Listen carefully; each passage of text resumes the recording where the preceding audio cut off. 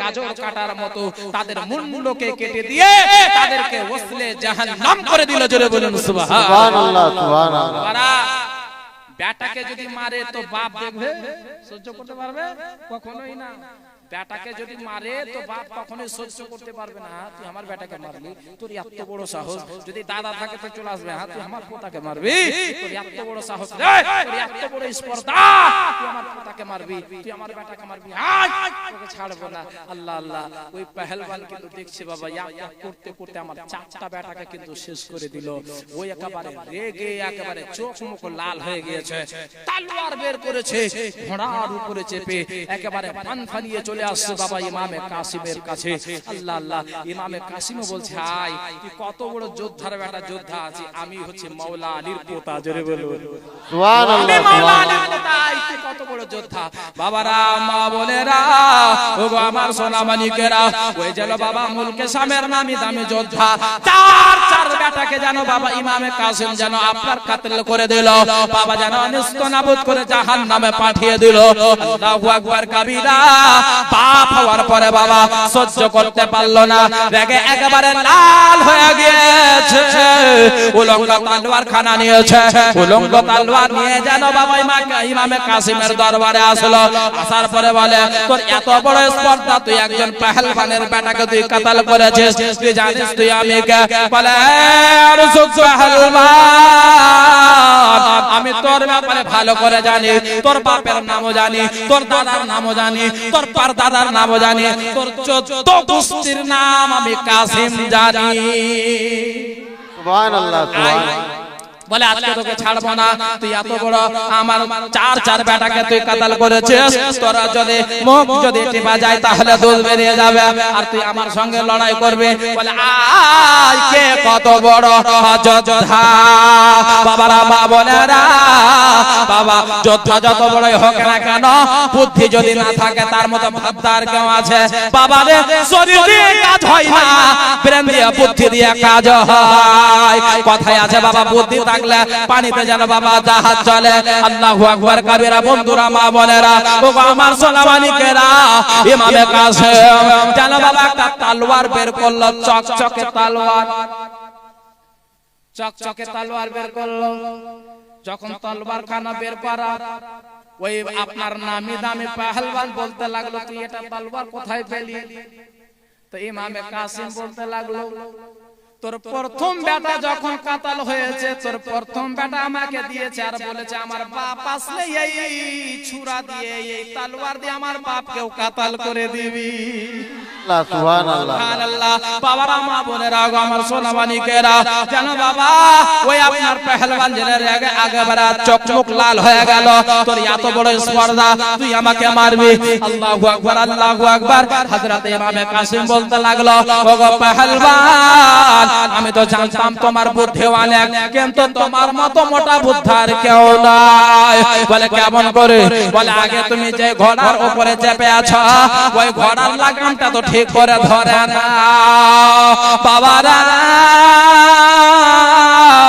যখন বাবা ইমামে কাসিম যখন বলেছে নিজের লাগামটা তো আগে ভালো করে ধরো, যখন লাগাম ঠিক করতে যাবে, ইমামে কাসিম ওই পেহেলবানের পেটার তলোয়ার নিয়ে ওই নামে দামে পেহেলবানের গলা কেটে 2 ভাগে বিভক্ত করে দিল।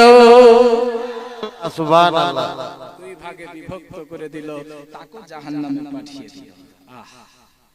আচ্ছা, একটা কথা বলে, এত বড় নামি দামি পেহেলবানকে যদি চুটকির ময়লের মতো যদি সাফ করে দেয়, তাহলে ছোট মোটো যোদ্ধা আসবে লড়াই করতে?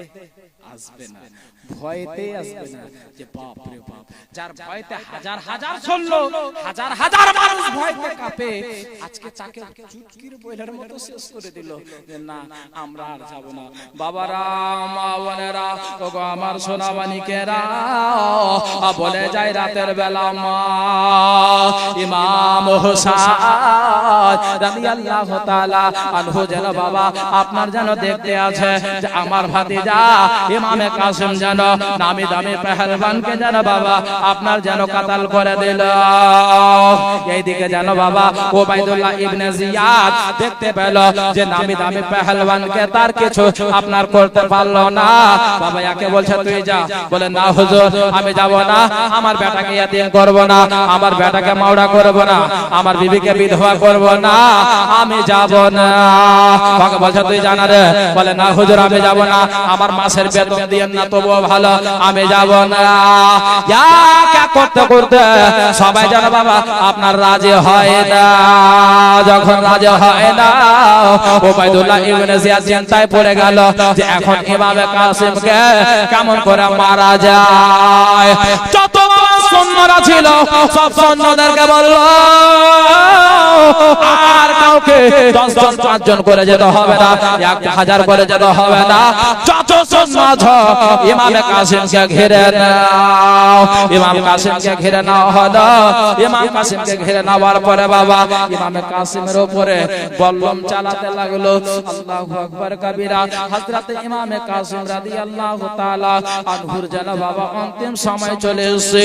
হযরত ইমামে কাসিম যেন বাবা শেষ বিদায় নিয়ে চলে যাবে। এ মায়েরা, আল্লাহ তাআলা তার কপালে জামে শাহাদাত লিখে দিয়েছে।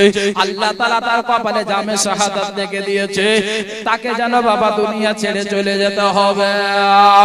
ইমামে কাসিমকে যেন মা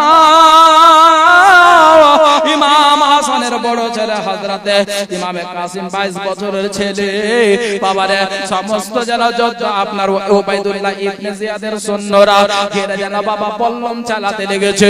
কেউ যেন তলোয়ার চালাচ্ছে বাবা, কেউ যেন বাবা তীর ছুঁড়ে ফেলছে।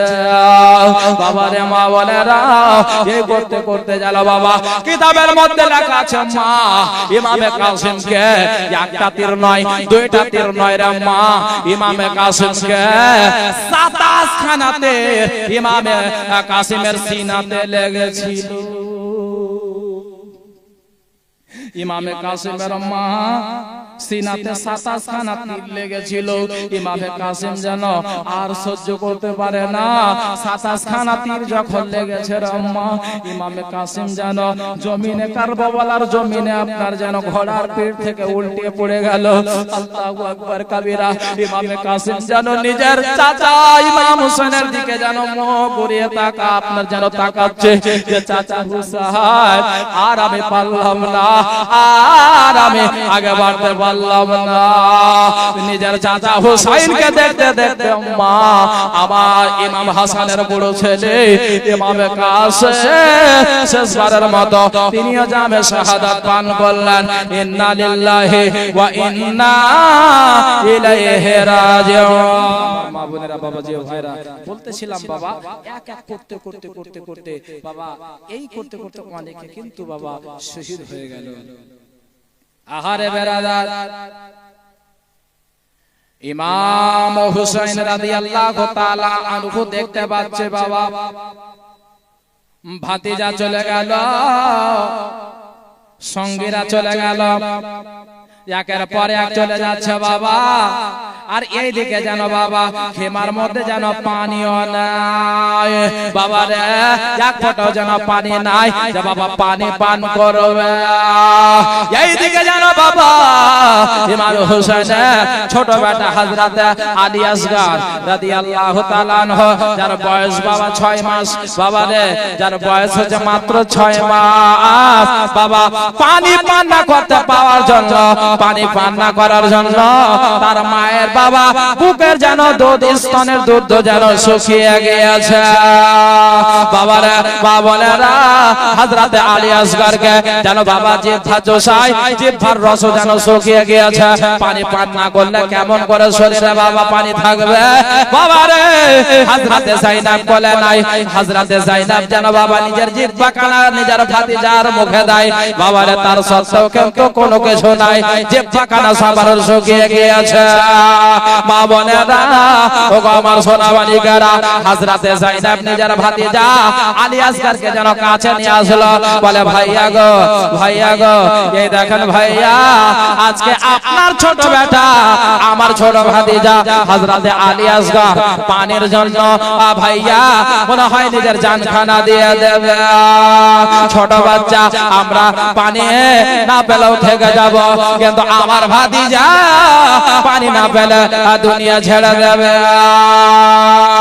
ইমাম হুসাইন আপনার জানো বোন যায়েনবকে বলতে লাগলো, বোন যায়েনব রে, ওরে বোন যায়েনব আমি সবই বুঝতে পারছি, কিন্তু কি করব রে বোন, ওই যে শয়তানেরা ফোরাত নদীকে ঘিরে রয়েছে রে বোন, তারা পানি দেবে না, যার জন্য ফোরাত নদীকে ঘিরে রেখেছে। এই সমস্ত কাজের সখানা হযরতে আব্বাস আলমদার আমার ইমাম হোসেনের নিজের আপনার জানাত আপনার সৎ ভাই, হ্যাঁ বেরাদার, সৎ হতে পারে নিজের ভাইয়ের চাইতেও বেশি ভালোবেসেছে হযরতে আব্বাস আলমদার। জানো বাবা সব কিছু দেখতে পাচ্ছে হযরতে আব্বাস আলমদার, এক পা দুই পা করতে করতে জানো নিজের ভাই ইমাম হোসেনের কাছে আসলেন। আসার পরে বলে ভাইয়া ও ভাইয়া হোসেন গো, আমি আর আমার ভাতিজা আলী আসগরের আপি পাশে তো দেখতে পারছি না, আর তাদেরকে তৃষ্ণার তো দেখতে পারছি না। ভাইয়া গো একবার শুধু আপনি অনুমতি খানা দেন, আমি যাব আর ফোরাত নদী থেকে আমি পানি নিয়ে আসব। হযরতে ইমাম হোসেন বলতে লাগলো, ভাই আব্বাস আমার ভাতিজা গিয়েছে, আমার ভাগনা গিয়েছে, অতটা আফসোস নাই, কিন্তু তুমি যদি গিয়ে তুমি যদি শহীদ হয়ে যাও তাহলে গেলে আমার কোমর ভেঙে যাবে। ভাই আব্বাস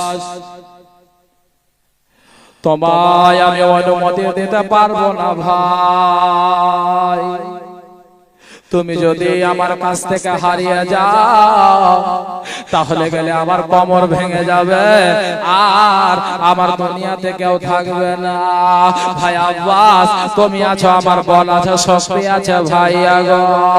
ওরে ভাই আব্বাস তুমি যাও না ভাই, যাও না। বলে ভাইয়া আর এই দুনিয়াতে থাকার মজা নাই, এই দুনিয়ার মজা শেষ ভাইয়া। আমি যদি চাচা হইয়া আমার ভাতিজে সাকিনাকে যদি আমি পানি না এনে দিতে পারি, আমার ভাতিজা আলী আসগরকে আমি যদি পানি না এনে দিতে পারি, তবে আমি চাচা কেমন করে হলাম? ভাইয়া হুসাইন একবার অনুমতি খানা দেন, আমি যাব, আর যাওয়ার পর আমি পানি নিয়ে চলে আসব। ইমাম হোসেন বলতে লাগলো, ভাই আব্বাস ঠিক আছে যাও, তাহলে যাও।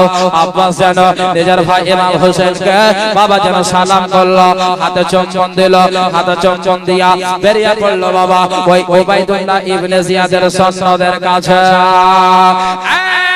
বাবারা হযরতে আব্বাস আলমদার রাদিয়াল্লাহু তাআলা আনহু যেন বাবা ওই উবাইদুল্লাহ ইবনে জিয়াদের সন্তানদেরকে মারতে মারতে মারতে মারতে এই যেন বাবা তাদেরকে কাটতে কাটতে কাতাল করতে করতে যেন বাবা ফোরাত নদীর তীরে পৌঁছে গেল। ফোরাত নদীর তীরে পৌঁছে গিয়েছে হযরতে আব্বাস। এবার মনে মনে ভাবছে যে আল্লাহ আমার ভাতিজা আলী আসগরকে আমি পানি পান করাতে পারবো, আমার ভাতিজি সাকিনাকে আমি পানি পান করাতে পারবো আল্লাহ। এই যেন বলিয়া বাবা হযরতে আব্বাস আলমদার যেন বাবা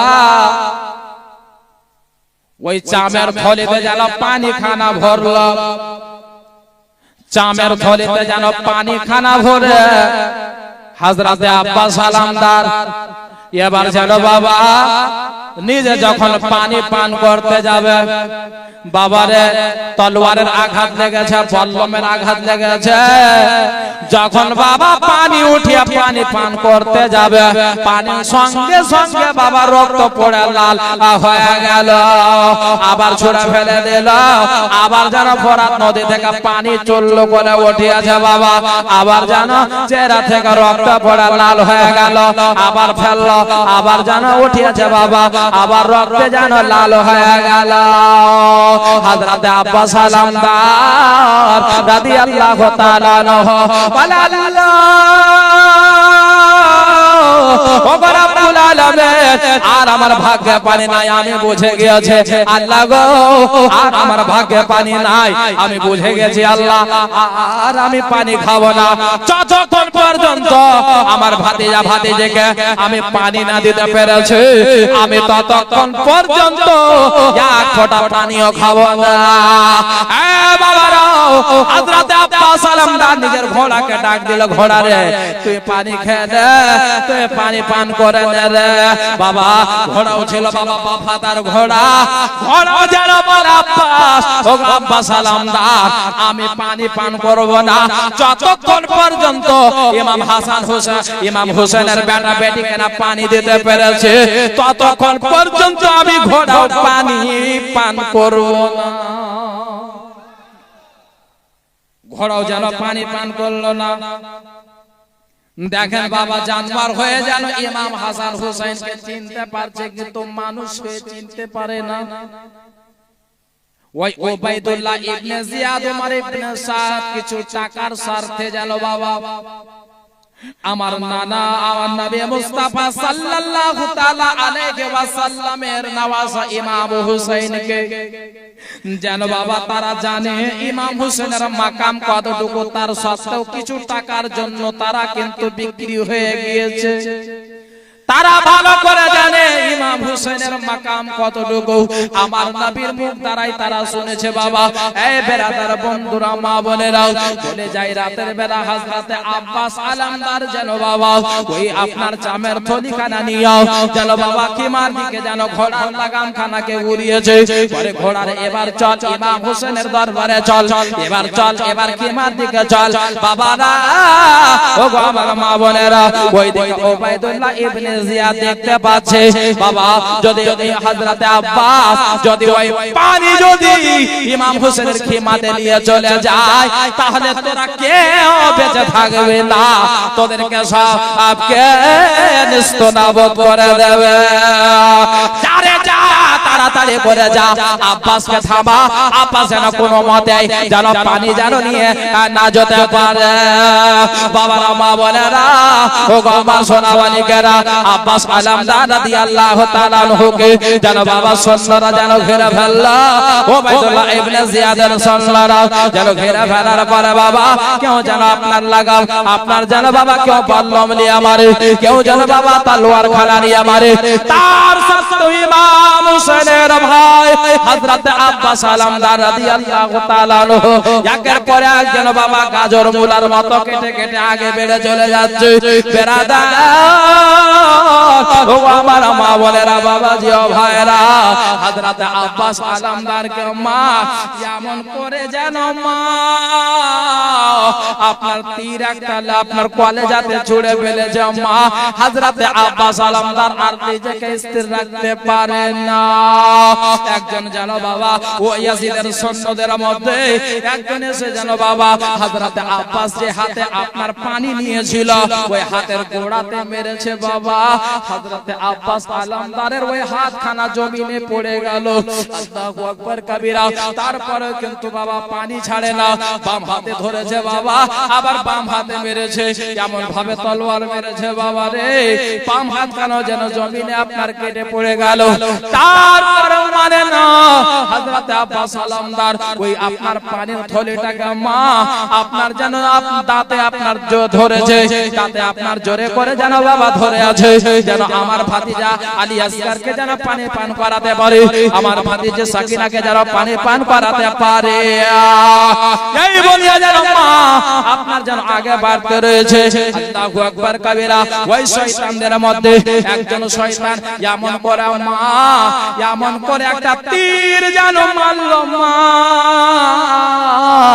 হযরতে আব্বাস আলমদার যে আপনার ওই পানির থলিটা আপনার দাঁতে চেপে নিয়েছিল, এমন করে তীর মারল মা। ওই আপনার চামের পানির থলিটা ছিদ্র করে হযরতে আব্বাস আলমদারের হুলকুম ছিদ্র করে যেন পার হয়ে গেল। হযরতে আব্বাস আলমদার যখন আপনার তীরখানা হুলকুমে লেগেছে বাবা, নিজের ভাই হোসেনকে চিৎকার করে ডাক দিয়েছে, ভাই আমাকে ভাই একটু তুমি তোমার কাছে নিয়ে যাও। চিৎকার যখন করেছে বাবা, হযরতে আব্বাস আলমদার আর যেন পানি নিয়ে যেতে পারলো না।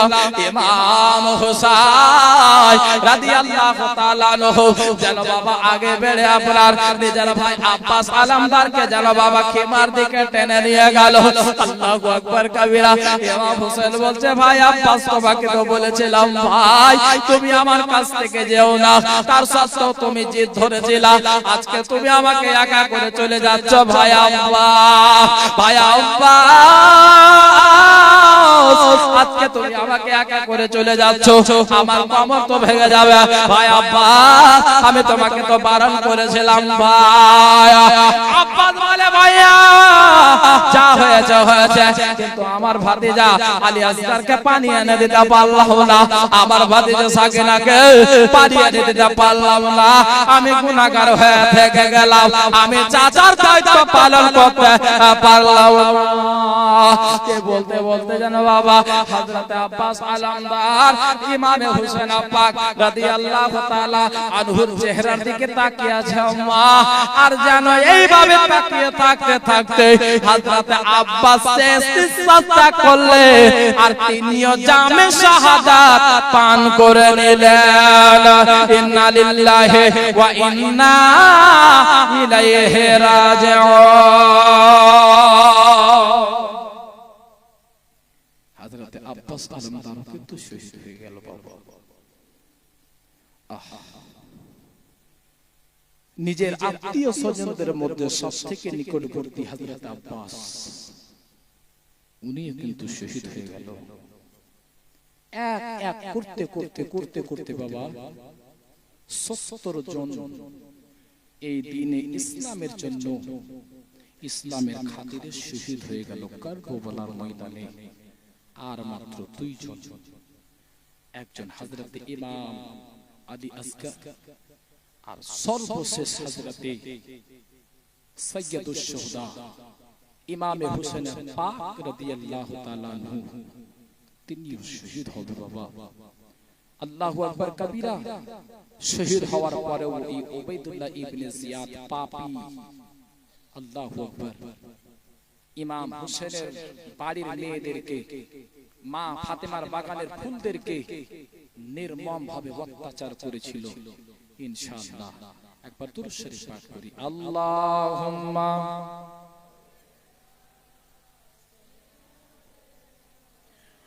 মাওলানা মুহাম্মদ ওয়ালা আলি সাইয়্যিদিনা মাওলানা মুহাম্মদ সাল্লাল্লাহু তাআলা আলাইহি ওয়াসাল্লাম।